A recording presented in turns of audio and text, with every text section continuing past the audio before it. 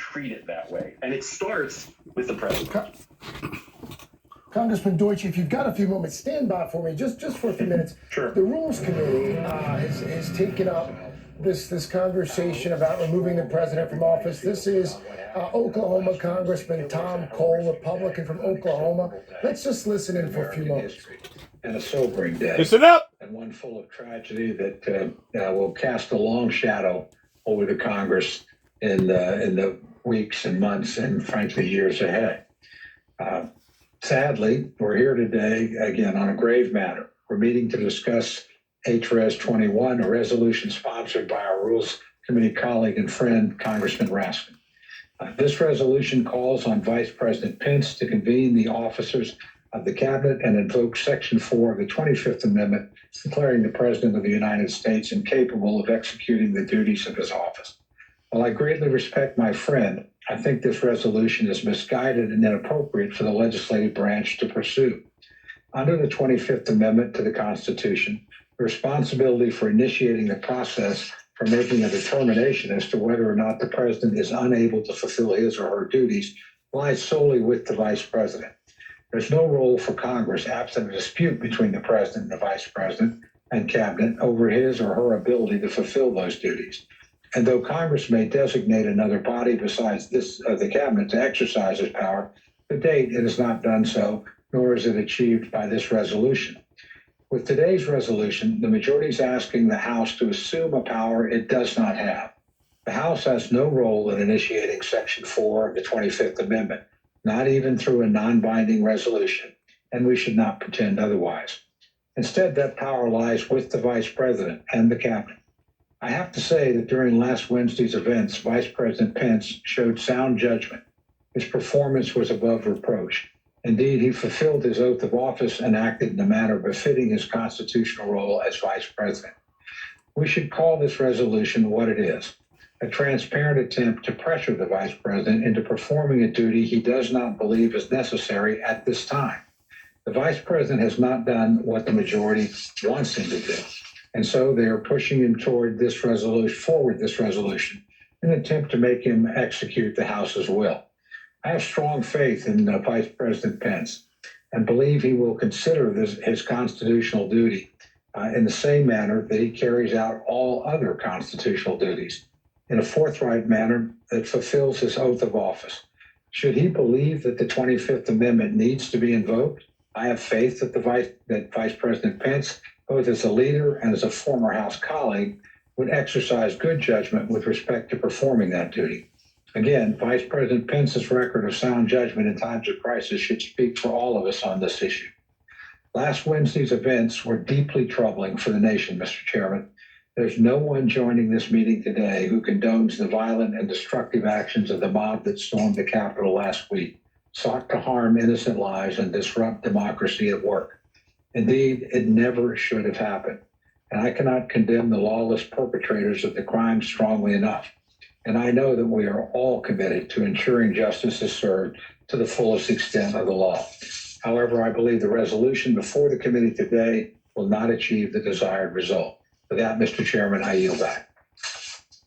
The gentleman yields back, and I appreciate his remarks. I want to recognize our first panel, but first I also want to join with Mr. Cole, and I think I speak for everybody on this committee when I say to my good colleague, Mr. Raskin, how he and his wife, Sarah, have been in our prayers over these last several days. And you have been a great inspiration to all of us by continuing to show up to do this important work. But also your son, Tommy, has been an inspiration, and his legacy continues to be incredible with all the acts of kindness that people are doing in his honor and all the great causes that people are supporting. So I appreciate that very much. But I want to now recognize the gentleman from Maryland, Mr. Raskin, as well as the gentleman from Ohio, Mr. Jordan, who will be our first panel, and I yield to Mr. Raskin.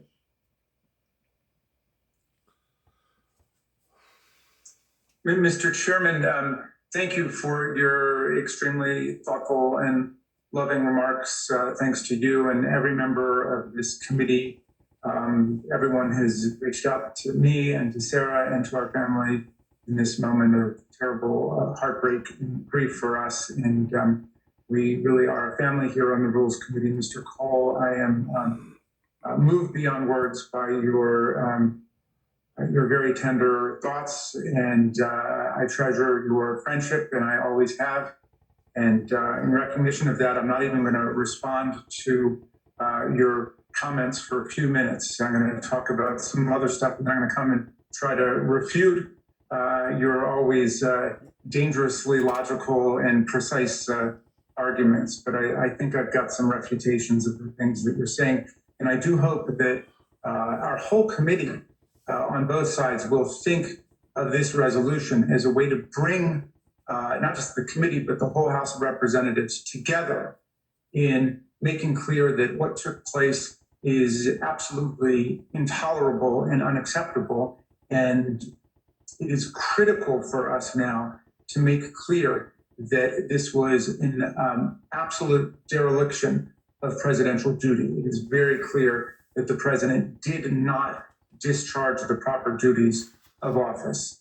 And I suppose when we come to discuss impeachment, there might be some differences in assignment of the degree of fault, blame, and responsibility that will be laid at the foot of the president. But I think that in this, for the purposes of this resolution, we can all agree that the conduct of the executive branch fell dramatically below the constitutional standards set forth for the president. Now, there are three ways to protect the nation against a president whose conduct poses a clear and present danger to the people. The first, of course, is to defeat him in an election. And the American people just did that in November of 2020, catapulting Joe Biden to a greater than 7 million vote victory over President Trump and delivering him a 306 to 232 electoral college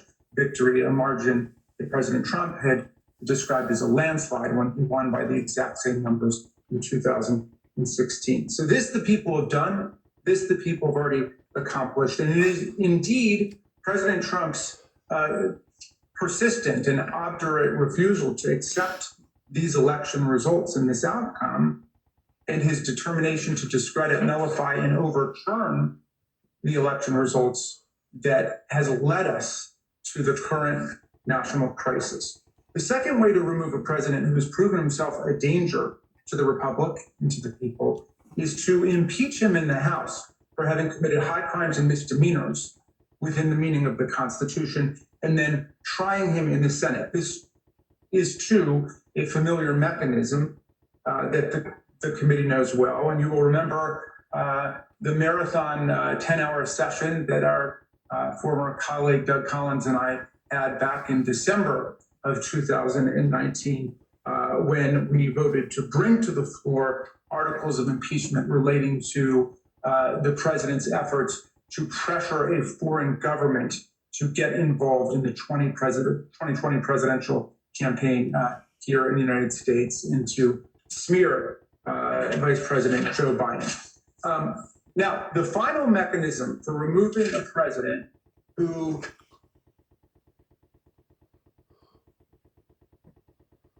Oh, mate, we're having Jamie, technical. Jamie, you need to unmute.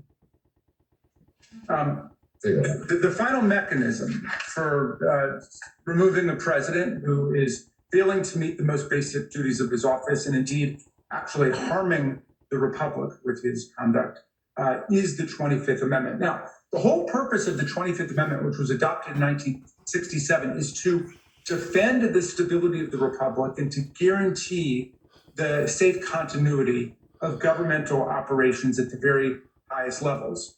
It was adopted just several years after the assassination of John F. Kennedy. And in fact, his brother, Robert F. Kennedy, was one of the key legislative actors in pushing it along with Senator Birch Bayh. But it was passed on an overwhelming bipartisan basis at the dawn of the nuclear age because questions of physical and mental fitness were prominent in the minds of Americans at that point. And as they often said, we have 535 members of Congress, and if something goes wrong for one of them or two of them or a dozen of them, the Congress will keep functioning. But we only have one president of the United States. And if that president is unable to successfully discharge the duties and the power of office, that becomes a crisis for the entire republic. I want to weigh in real quick.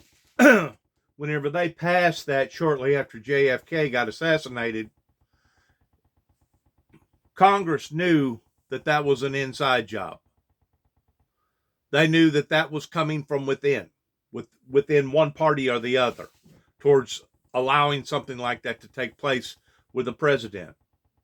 So instead of being ugly about it towards and similar in regards of how other third world countries or banana republic handle their affairs, that's whenever they passed this new 25th Amendment, that if the president, for some reason, whatever reason, was being unfit, that there was always this net clause that they could use.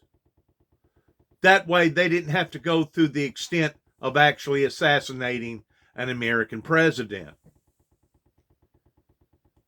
I'm like them. I can see where they're going with this. Be it as it may, for whatever reason, that the Oklahoma authorities decided on not validating the 25th Amendment. I personally believe that Donald Trump is within his right mind. I personally believe that Donald Trump needs to be held accountable for the things that he's done. And I personally believe that if we was to endure up onto the 25th Amendment, it would be like giving him a free green light, similar towards passing somebody over to a psychiatric committee by saying this individual shouldn't be held accountable for his or her actions due to them being under this amount of mental stress. In other words, it basically gives somebody a green light in saying, yeah, they done it, but we're not going to hold them accountable for doing it. And the reason why we're not going to hold them accountable for doing it is because we think that there's something going on upstairs.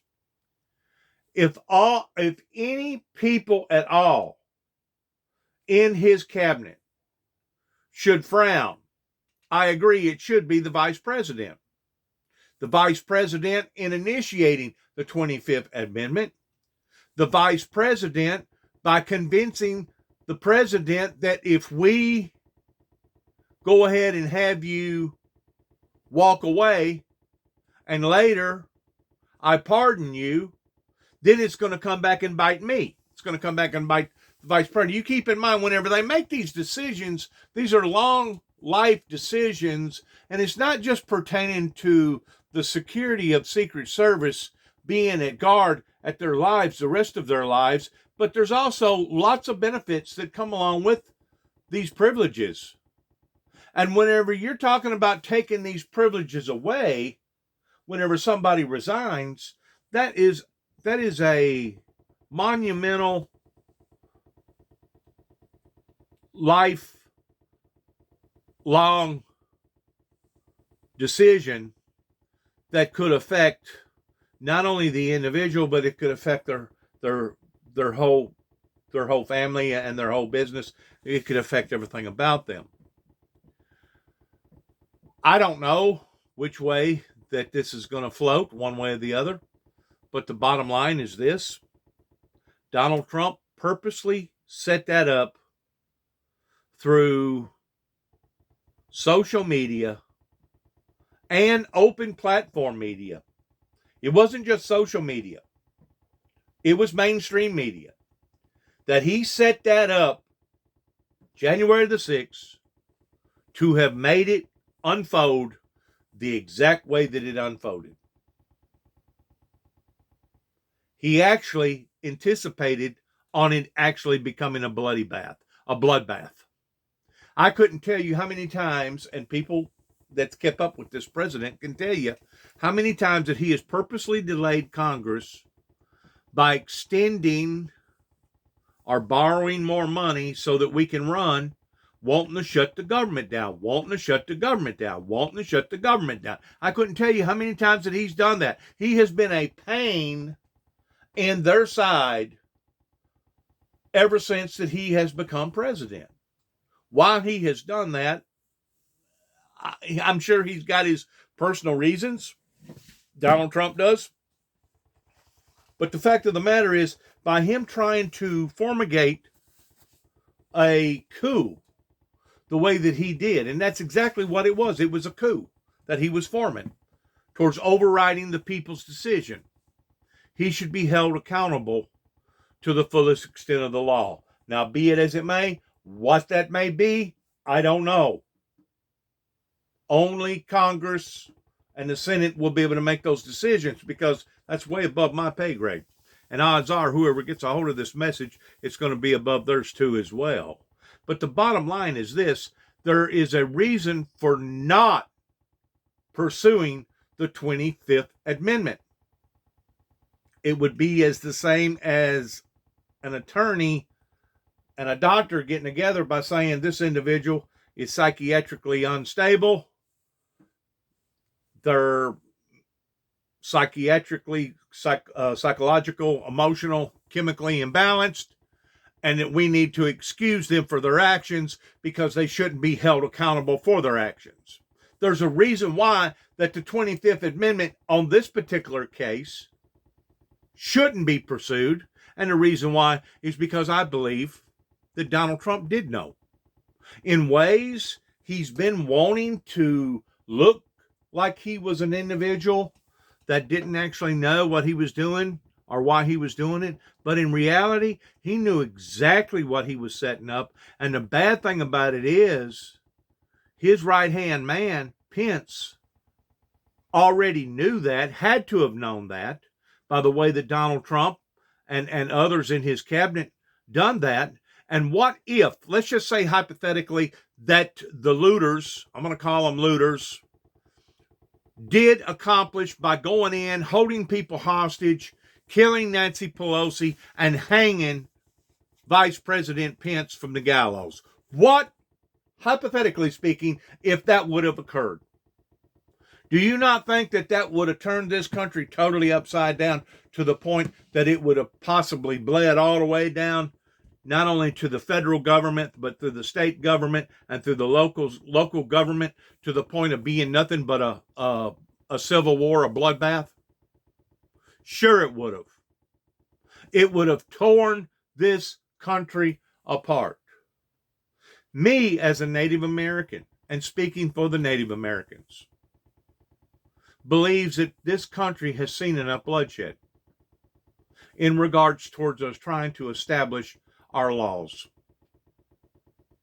We believe that the pain and the suffering of the white man's ignorance that has brought a plague over to the United States has brought on these type of inflictions that we're now suffering from, regardless whether it be too much sun, not enough sun, too much heat, not enough heat, too much rain, not enough rain, hurricane after hurricane, breaking all types of records last year. I think the tally of 2020 actually exceeded the $1 billion mark into the $1 trillion mark, if I'm not mistaken. I know it was in the billions. I don't know how far into the billions that it was.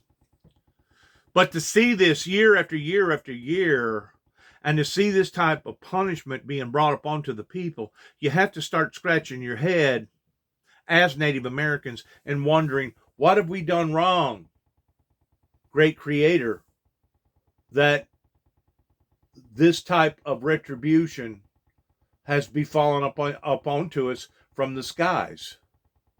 If you got any common sense at all towards knowing where the rains come, where the sun comes, where the coolness comes, if you have any sense at all, so you have to start going down the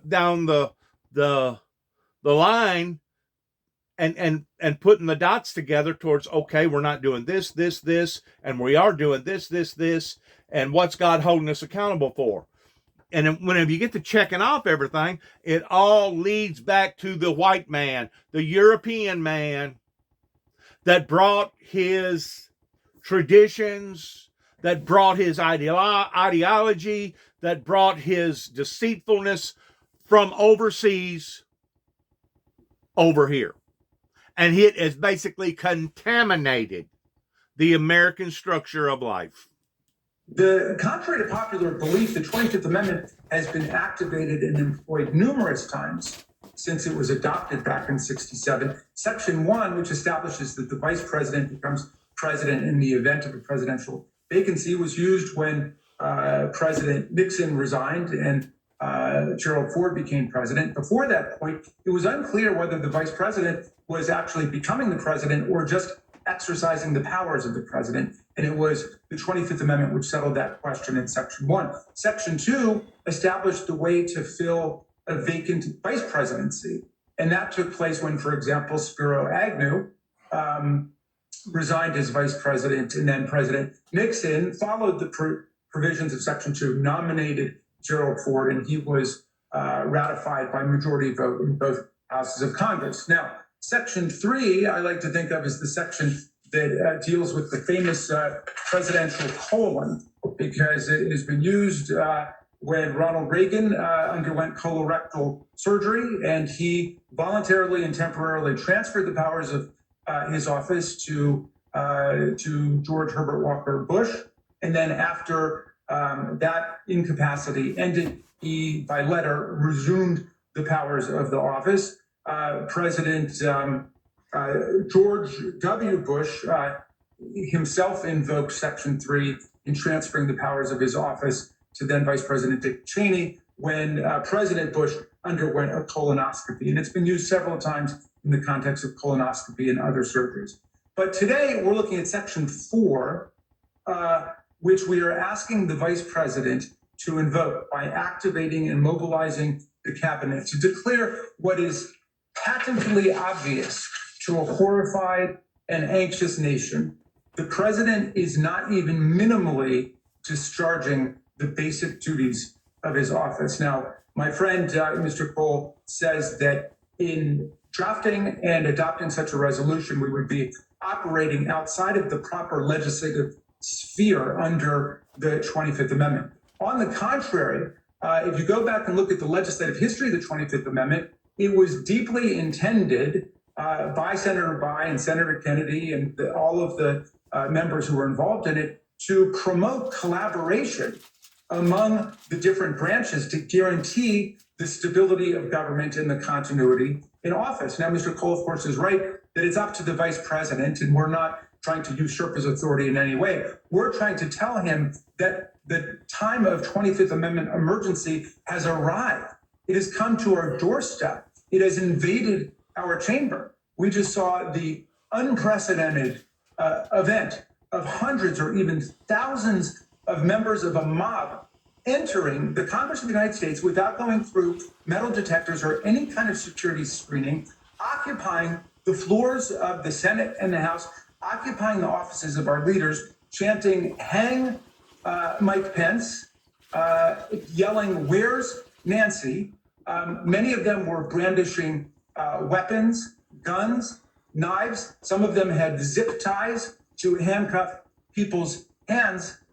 We were delayed in the counting of the Electoral College vote by more than 6 hours. Members, staff, families, citizens across the country were terrorized, terrified, and horrified by what took place.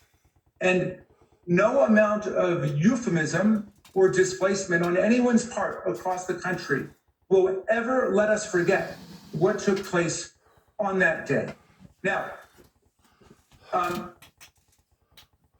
the President of the United States, on January 6th, and indeed in the several months leading up to it, violated his oath of office by doing everything in his power to thwart and defeat the proper counting of the Electoral College vote on January 6th. He did everything in his power to overturn the authentic popular results of the election in critical swing states, such as, take, for example, Georgia, which Joe Biden won by 11,779 votes, a number I remember because the president called Secretary of State Brad Raffensperger and said, "All I need you to do is find me 11,780 votes." one vote more, and then I'll be able to win. So what took place with us on January 6th, dear colleagues, was the culmination of a process of an attack on the presidential election and the assemblage and then the counting of the electoral college votes. And of course, President Trump called Secretary of State Raffensperger an enemy of the people for refusing to overturn the election results, even after a statewide recount reconfirmed the initial count. And as everyone knows, President Trump called Raffensperger on the phone saying that he was committing a criminal offense, that this was very risky for him. And all I want to do is I just want you to find 11,780 votes, which is one more than we have, because we won this state. I'm not going to go in excruciating detail at this point about everything that took place, but I don't think that there is a reasonable person in the country with his or her eyes open who don't understand that the president was hell-bent on trying to challenge, undermine, and overturn the results of the election in all of the events leading up to January 6th and on January 6th. That is a profound dereliction of the president's duties under the Constitution. Now, what are those duties? What are the duties that are referenced by the 25th Amendment that the president must live up to? And if the president is not successfully discharging them, the power can be transferred by the vice president and a majority of the cabinet, or as Mr. Cole tells us, the vice president and a majority of the body set up by Congress, which alas, we have not done, although I have introduced legislation to that effect over the last several years. Well, the president swears an oath to uphold and defend the Constitution. The Constitution includes the peaceful transfer of power, the counting of electoral college votes. The president has a duty to defend the American people, to defend the Congress. The president has a power to defend the country against armed insurrection, mob rule, invasion of public offices. And we will see, as you look through the very specific details of what happened, the president miserably failed in living up to all of those duties. And that is the very least that we can say. When the president was begged at various points by both Republican leaders and Democratic leaders to send more help and to call upon the mob to stand down, he was extremely reluctant to do so. He continued to send supportive tweets for periods in which we were under duress on Capitol Hill. He urged everybody during the day to fight like hell. And he sent out finally a tweet, I think, and this is the one that people are using to try to absolve the president, amazingly. This was probably his best or most exculpatory tweet. He sent out a tweet saying, these are the things and events that happen when a sacred landslide election victory is so unceremoniously and viciously stripped away from great patriots who have been badly and unfairly treated for so long. Go home with love and in peace. Remember this day forever. And of course, much of the damage had already taken place. As everyone knows, 5 people were lost in the mob violence that was unleashed against the Congress of the United States, including a Capitol Hill police officer. I want to clarify something about the 5 people. It's actually 6, because the night before last, one of the people that was serving in the Capitol Police wound up taking his own life, and they're pulling the 2 events together, that he was so overwhelmed by what had occurred to the point that he committed suicide. So in actuality, it's not 5, it's already up to 6. And God only knows how much more stress and fatigue and psychological damage that he's done in good people's minds and in good people's hearts, including head legislation of our country, in addition to the coronavirus that turned into a super spreader during that time that I guess wound up in the building, and some of our legislations now are actually getting this particular disease. It was just a recipe of catastrophe that Donald Trump was leaning towards. And like the man just got through saying, he was hell-bent in wanting to do this. And as the scale of the violence and the damage became clear, the president quickly deleted that tweet and then tweeted, I suppose this was his most forceful one, "Go home, we love you, you're very special." That was at the end of the day, basically when most of the devastating damage had already been wrought on the people of the Congress.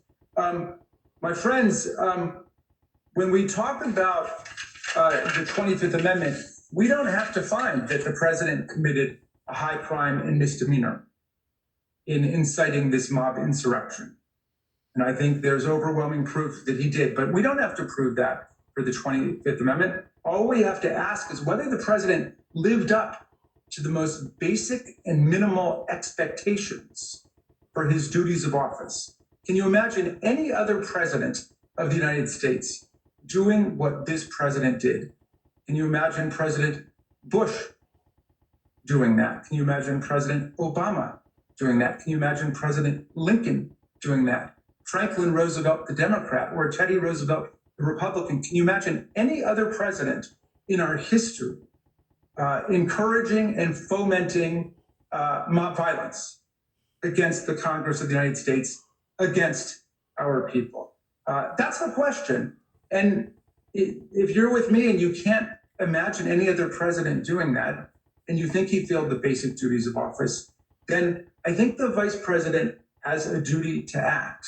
And I'm with Mr. Cole in saluting the vice president for doing his duty on January the 6th. He came under enormous, phenomenal, unprecedented pressure by the president of the United States to step out of his role as the person simply presiding over the counting of electoral votes and to try to nullify and overturn the election. That just deepens the complicity of the president with this horrific assault on the counting of the Electoral College. But the vice president stood up at that moment. We are asking the vice president to stand up again for all of those people who voted, I think, foolishly with the president's wishes to deny the Electoral College votes that were cast by our states, by our state officials, despite the fact that the president brought 62 different cases in federal and state court and lost 61 of them soundly, decisively, and in many cases humiliatingly, as the judges castigated the president for bringing such nonsense before the courts. But for those who decided to go along with that and help to drive that wound into the country, and who are now calling for bringing the country together, those people who are now calling for reconciliation, this is the road to reconciliation. It is the vice president himself who is the key actor, and it is the president's own cabinet who make up the key actors, the principal officers of each of the departments of government. They can help to lead us out of the nightmare that we've been plunged into by this sequence of events. They can transfer peacefully the powers of the president to the vice president, Mike Pence, for the remainder of this term, so we can have a peaceful transition of power. My friends, on the extreme right-wing websites that help to build the president's rally, the Save America rally, they are calling for the mobs to come back to Washington and to continue the assault on the Republic of the United States. They are calling for continued war, and they are calling it war against our government. They want to see this mob insurrection spread. One of the ones I read said that they're going to come back with so many people that no army will be able to stop them. This is not just a crisis and an emergency. It is a continuing crisis and emergency. It is not over yet. Can we say that we feel safe being in the hands of this president with the horror and the threats returning to the nation's capital? Well, we are asking Vice President Pence with this resolution and the cabinet to act with the powers that were wisely put into place by the Congress back in 1967. They should meet, they should consider all of the circumstances, and they should move to restore order to the United States of America. With that, I yield back to you, Mr. Chairman.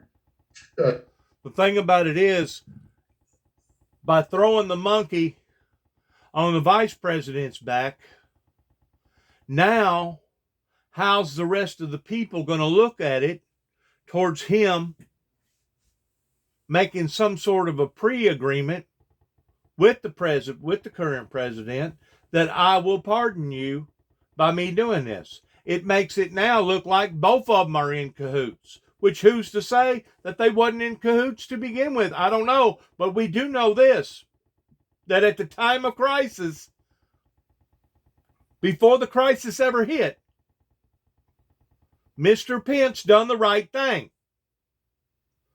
He done the right thing by telling and counting the votes and letting it be official that day. He done the noble right thing.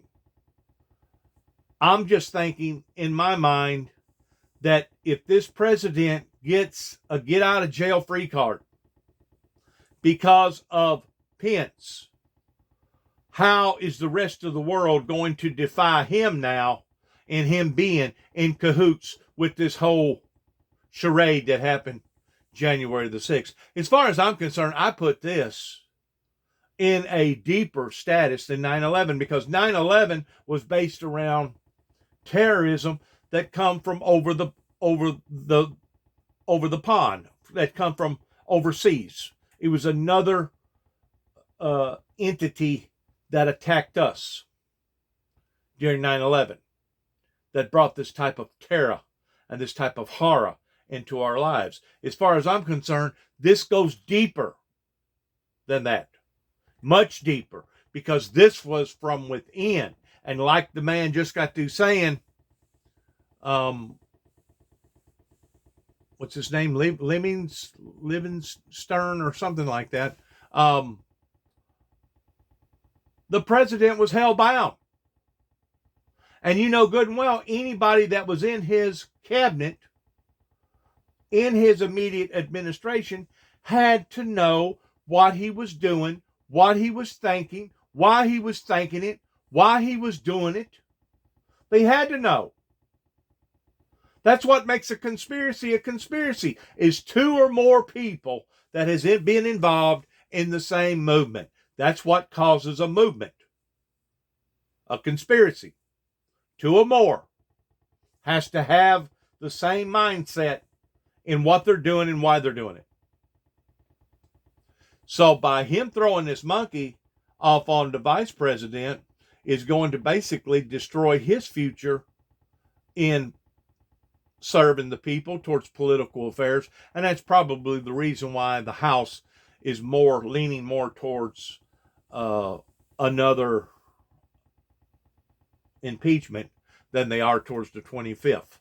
Because the 25th is basically a get out of jail card, in basically saying, well, you committed the act, but we're not going to charge you for committing the act, because we don't believe that you was within your right frame of mind during the time that you committed the act. That's what the 25th Amendment actually stands for. It's so horrifying to think that this has occurred right in front of everybody's eyes. Talk about hiding in plain view. This was done, the quickness of the hand, the swiftness of the hand, or whatever you want to call it, almost like a magician, towards this is the way it appeared for 1 minute, and then it changed all of a sudden. You know, we as a society, those who was following after Donald Trump, was basically under his spell, and they could only hear and understand the good things that was coming from his administration. They didn't see the bigger picture. They didn't see the dark forces that was working under the big picture. And it's really frightful whenever you can deceive this many people at one time just because you have access to the big mic. But it talks about the deception, okay? I'm going to throw this in before I let this go. It talks about the great deception that Satan, Lucifer, has committed upon to society pertaining to the act of deception. Whenever you study the Bible, especially the book of Revelations, you'll understand that this is where Satan has accomplished and achieved his most achieving accomplishments, other than the music accomplishments that come out of his demeanor, but towards being able to mystify, bamboozle, transfigurate a lie to the truth. And this is the part that I believe that the Christians, the true Christians, some of us understood it and noticed it and seen it. And we tried to bring red flags. We tried to blow trumpets and horns and beat on pots and pans and tried to wake everybody else up, but nobody was willing to listen. Well, now I think it's time for people to listen, especially after you have visually seen. But there'll still be people, after seeing what they've seen, will say, oh, Donald Trump didn't have nothing to do with that. Donald Trump had everything to do with that. None of that would have occurred if Donald Trump did not come forth with his rhetoric and trying to scourge and basically be a rebel riser to the degree of being like the individual up in Chicago that brought the show into existence named the Jerry Springer Show. If you look at a lot of Donald Trump's rallies, it reminded me of Jerry Springer. And I use this in a lot of my material and in a lot of my equations, that it was a Jerry Springer tactic towards trying to uproar or rally the people in the way that he was doing it. You know, you take the hype from one level and you go to another level and you go to another level and you keep going, you know, to the point that you wind up with what you wind up with January the 6th. Just like this individual said, he was hell-bent in doing this. He was hell-bent. So sad.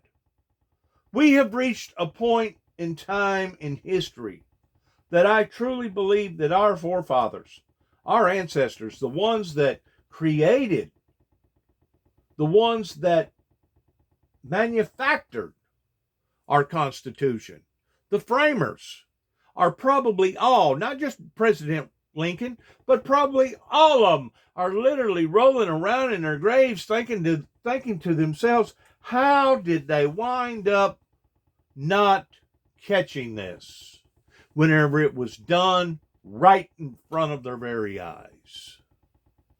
Well, I'm going to tell you why they didn't catch it. It's because they simply wasn't of the right spirit. They was under that subjectionable spirit, the same type of spirit that Donald Trump was under. It's kind of like Jim Jones. You know, how come those people didn't catch what Jim Jones was doing until they're at the last, and then it was too late. They was captured. They was caught.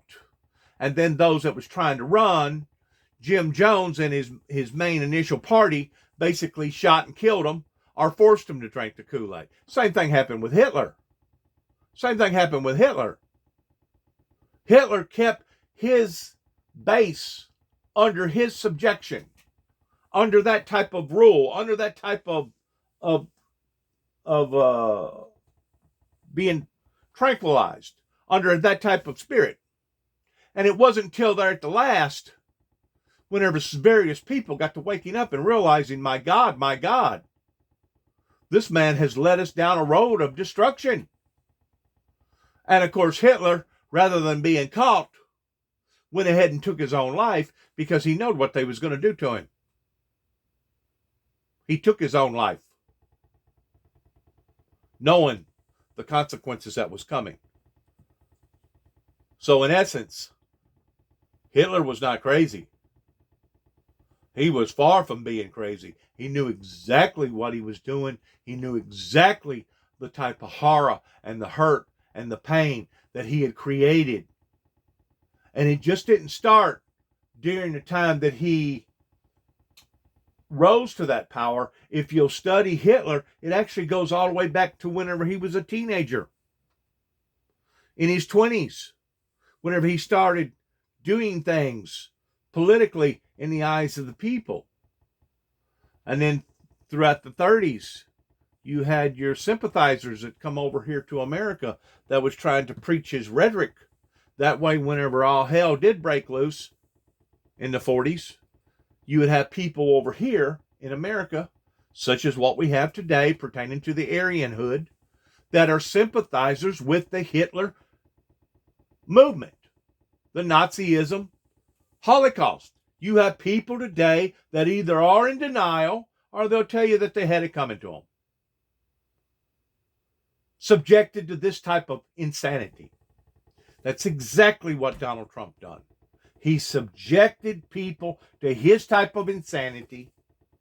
And in reality, the only person that Donald Trump has ever cared about was Donald Trump and Donald Trump's immediate family. He has preyed on individuals all his life, because if you'll go back and study the things, the characteristics, the traits that Donald Trump done during the time that he was a contractor, moving up the ladder towards becoming known, way before he ever come out with the TV show, the reality show, his character traits was going into a construction site, telling everybody what type of bad job that everybody had done, and walking away and not paying nobody a dime. Basically bamboozling or swindling people out of good, hard-earned money. That's Donald Trump's characteristics. If you'll study Donald Trump and what Donald Trump done before Donald Trump ever got on the national stage, the way that he did pertaining to the series, the reality show, You're Fired show. So, you can take it for what it's worth of what these individuals have said, and you can take it for what it's worth pertaining to what I said. But I'm still saying that if the vice president leans towards taking the position away from Donald Trump towards becoming the president, and then turns around and offers a get out of jail card, then what's that going to look like in the eyes of the people towards Mr. Pence? It's already looking pretty fabulous in regards to Mr. Pence being the vice president, towards him being that close to Donald Trump, towards not understanding or knowing what his intent was to begin with. It kind of makes it already look like that he was in cahoots with Donald Trump in bringing this type of injustice onto the people. And the only thing that saves Mr. Pence right now, in people not going ahead and believing that and accepting that, is because Mr. Pence done the right thing the day of opening the letter. He did not fall prey to Donald Trump's trickery in becoming entrapped in doing the wrong thing, and Mr. Pence done the right thing. That's the only reason why people are forgiving, understanding in the position that Mr. Pence was placed upon. Good luck to all of us as we end every segment here at the Windmill Ministries at 291 Thompson Road, Sharon, Tennessee, zip code 38255. And I just pray to God that there will not be any more disruptions and that this transformation period will be a peaceful and safe one. And if not, we're going to experience something that will make 9/11 and Pearl Harbor look like kindergarten or child's play if we don't take control over understanding what has occurred and why it occurred. Once more, I use the strong analogy in ending of my statements, which is this. The people over in the Middle East, the Middle Easterners, believe that if they strap a suicide vest on their body and they pull the detonator cord, walking out into a large gathering of people, and not only killing themselves, but killing 100, 150, 200 people and injuring another 300 or 400 people, depending upon the size of the gathering.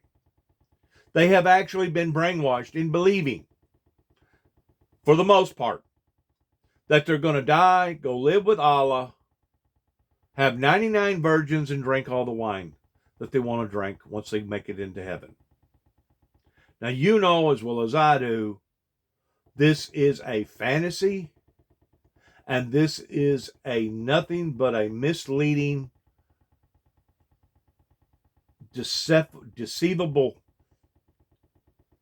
tactic that various terrorists use towards getting people to do their dirty work for them. Now, the next question is this. Are those people passionate about what they believe in towards the ones that actually pull the detonator cord? Sure they are. They're very passionate. They're very sincere. They're sincere enough that they're willing to take their own lives. But at the same time, they're sincerely wrong. Just like what's going on right now. You have a lot of people that has been fed into Donald Trump's poison, that believes that this election has been tainted, believes that this election has been spoiled, believes that this election was done illegitimately. They are sincere in the way that they believe, but they are sincerely wrong. It has been proven by various state officials, experts, inspectors, investigators, that the election was not rigged the way that Donald Trump has presented it for it to be rigged. Donald Trump has created this monster. And Donald Trump will go down in history towards being the author and the finisher of this monster. The very monster that was created right in front of all of our eyes. The only thing I can say is may God have mercy on Donald Trump pertaining to his soul. And the only thing that I can say, may God have mercy upon the American people, and may God bless America towards us getting this worked out, straightened out, and put us back on the keel or the path that we need to be on so that we can get out of the darkness and go back into the light. Thanks again for listening. As we end every time, shalom. And good luck to all of us. Unbelievable.